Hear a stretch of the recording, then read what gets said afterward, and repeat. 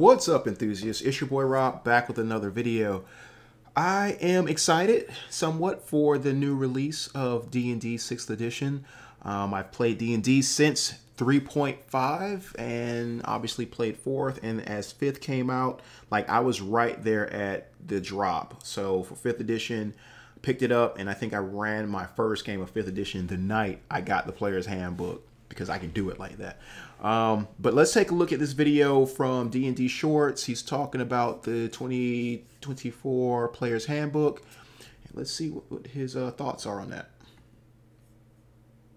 The curtain has fallen. The PHB 2024, the first of the 1D&D books, has started its big promotion rotation, and there's lots to talk about. New rules, spells, feats, weapon mastery, a bunch of changes, and a bunch of stuff you can steal even if you don't actually care about the book. Is the PHB 2020...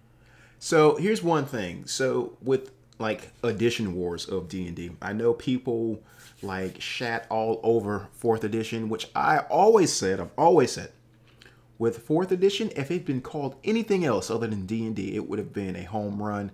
People would have loved it. I think it's just that people that were used to how D&D was played, as far as the mechanics are concerned, 4th edition was just too much of a departure from what they knew and what they loved. But for a guy that was new into D&D, starting with 3.5, really playing 3.5 as kind of just learning what role-playing was, when 4th edition I finally got 4th edition because it was actually out while I was playing 3.5.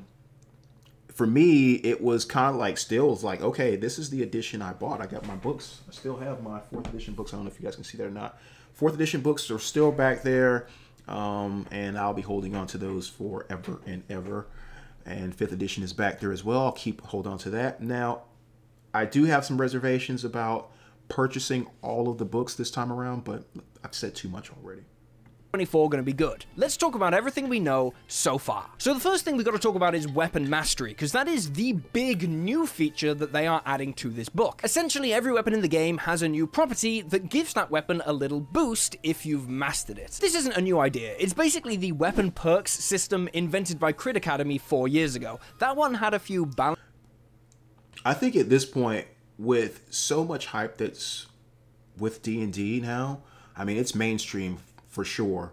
I think everything these designers at Wizards of the Coast, I think they're just going to be pulling from all the different resources, from all the third-party creations that are out there, all the third-party designs, and just implementing them into this new edition, which isn't a bad idea, but then you can kind of say they're not really coming up with anything.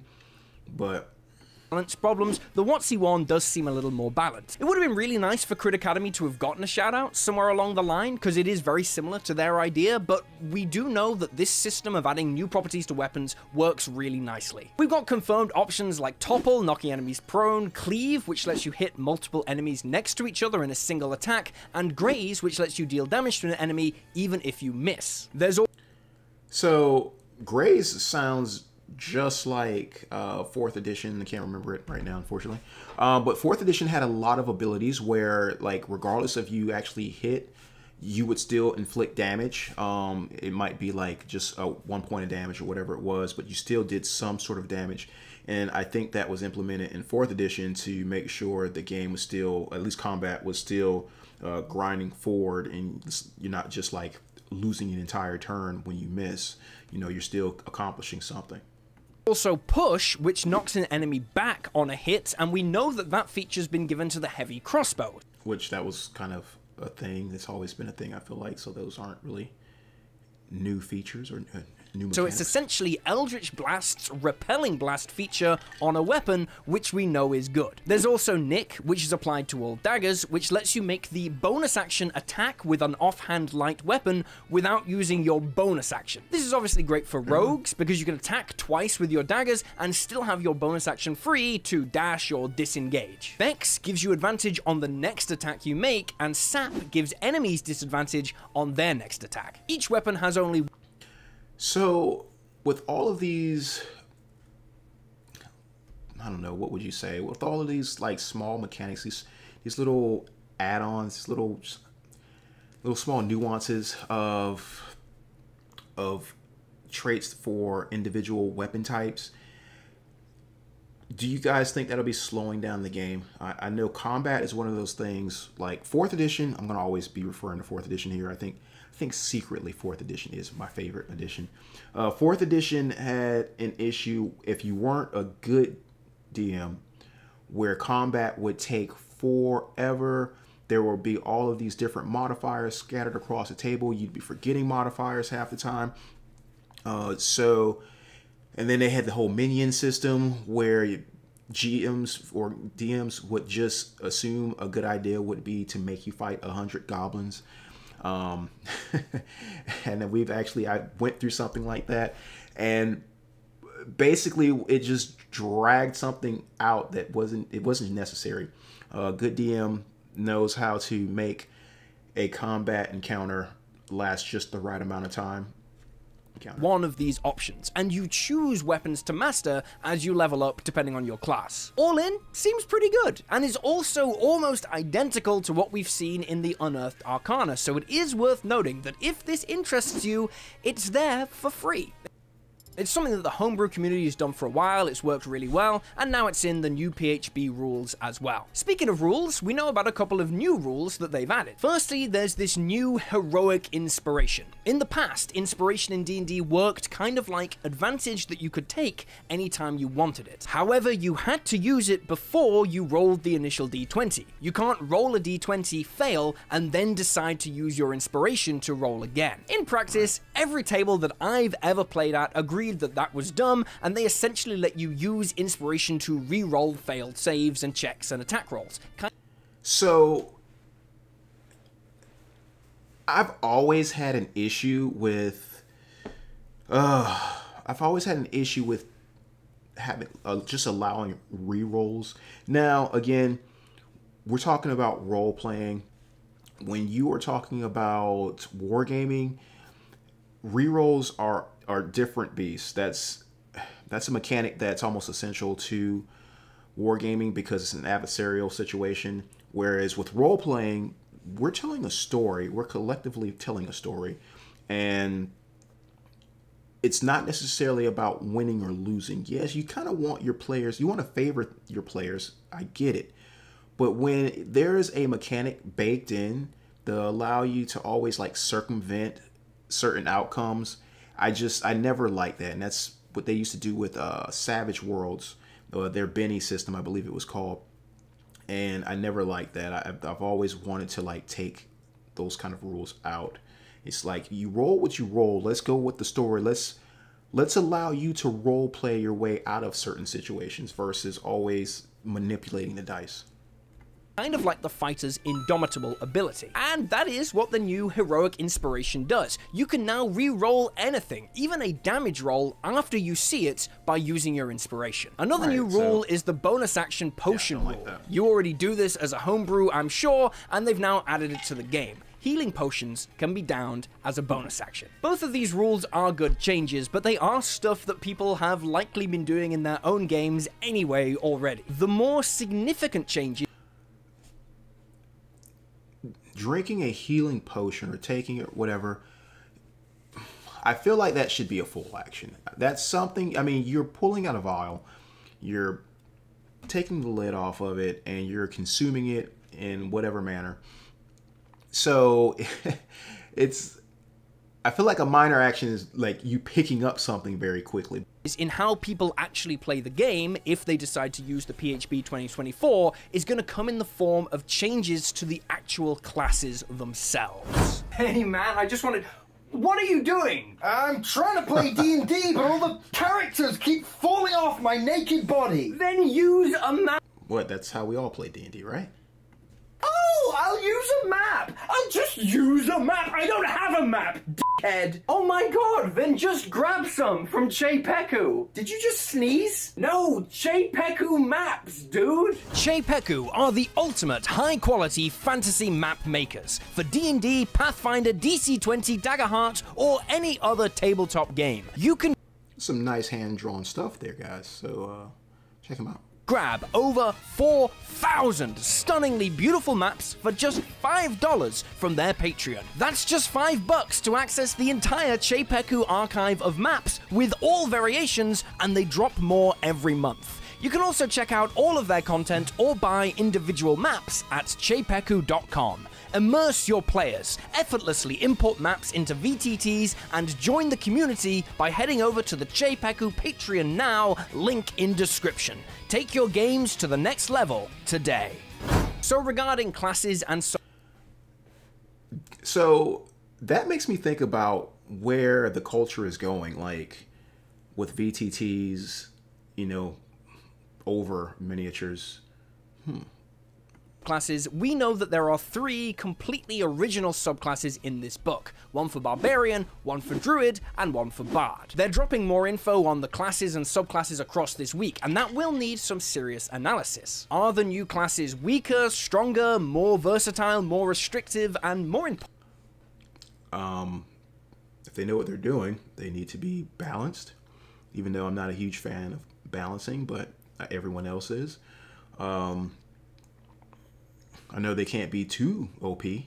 Importantly, are they significantly going to change how a class is played? But we got to talk about the new feats, of which there are now 3 different types. You've got your origin feats, you've got your epic feats, and you've got your feats.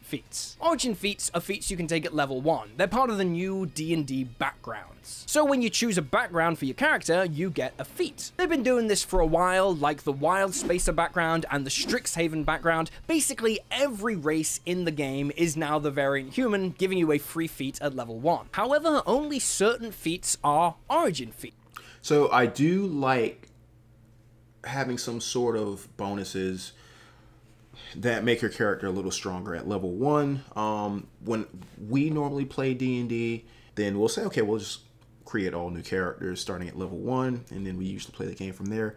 Guys, I never really go past like 9th level. If we're starting at level 3, we will play up until 9 roughly. But if we're starting at level 1, we typically go until about level 6. And as far as leveling, I don't really even use XP. I level by session. I've always felt like that was fair. You make it to the session. At the end of the night, you get to level up. And that way, when you come back next week, next session, so maybe every other week for us normally, you've got a new level. So. And this is probably how they're trying to rein in the power of the variant human. Some feats, when taken at level 1, represented an incredible boost in power or versatility. So by splitting feats off from each other, they're trying to dampen that impact. Backgrounds also give you your ability score increases now. So no, it isn't your species that gives you a +2 in strength or whatever. It's pretty much how you were raised. Some people hate this. Personally, I don't mind. The same goes for the change of name. Some people hate that races are now called species. Again, I don't mind. I don't have a dog in that fight. I don't care. That's just like naming any other mechanic. If you feel like something else is appropriate for it, that's fine. So, no need to get your knickers in a twist. Is whether they're called like species or races or lineages or ancestries, they all mean the same thing. It's the shape of the being that you are. Do you look like a dragon? There you go. Epic feats are the category especially for characters at the absolute end of the game. Level 19, I think, is when you can grab these from, so they're pretty much the new version of the old epic boons. Some of these in the playtest material were quite cool, so if you like the idea, they are all still there, freely available. You can just grab them right now. And then, of course, you know, at this point in our lives where everything is accessible through the internet, like, I wonder how long D&D will survive. You know, like, we know how to roleplay at this point. There are enough free supplements out there, or lower costing supplements, rule sets is what I meant to say. But there are lots of stuff, rule sets. I'm looking at Basic Fantasy here. Let me give those guys a shout out. So I've actually got Basic Fantasy right here in front of me. I made up some characters the other day. I was going to, I shouldn't be telling you guys this just yet, but I was going to be doing some solo role playing I've been watching Me, Myself, and Die's channel recently, and I've been inspired to try some solo role playing. I've never really been into solo role playing. I'll solo war games all day long, but role playing, I've always felt like it should be like a community type of thing where you've got a table full of people, well, not full of people, but you've got some people around a table and you guys are enjoying in the fellowship. So we'll see. You've got your regular feats. Some of these are new, many are old ones that are brought back, and in total, there are 75 feats in the book. There are also 400 spells in the book. Again, some are new, many are just old ones brought back, but I gotta say... Yeah, I mean, that's a good number of spells. At this point, they're really going to just be shining up some old stuff. You know, they're just going to be putting a new spit shine on some things because... I mean, the game has been around since the 70s. It's had time to grow, find out what works and doesn't work. And there's so many people, again, there's so many creators out there developing things for a D20 system that really, what do they have to discover? You know, unless they just totally revamp the game, made it like a 2D6 game or something, or D8 game or whatever, just something totally out of the ordinary for Dungeons and Dragons, which will not happen. So at this point, I think we're really just getting some revisions, you know, some expensive revisions. That's it. In terms of meat on the page, for WotC books, this is really big. For example, Big B's had like 8 feats and 1 subclass in the entire book, and a Spelljammer was advertised as coming with new spells, and the new spells were 2 spells, and one of them was completely useless outside of that campaign. My point is, 75 feats, 400 spells, this is a lot of material. For reference, Ryoko's guide had 80 feats, so this is comparable to a third-party book, which is, for WotC, crazy. They've also reorganized stat blocks and included some useful ones for players, like the common wild shape options for druids in the PHB. So those can kind of... Yeah, I've heard about the wild shapes. There was a panel where one of the designers was going over the whole thing about like shape shifting and how they wanted you to kind of feel like the creature that you're transforming into. They kind of, instead of like, I guess you being your character that just happens to be a bear or whatever it is you are morphing into at the time. Now,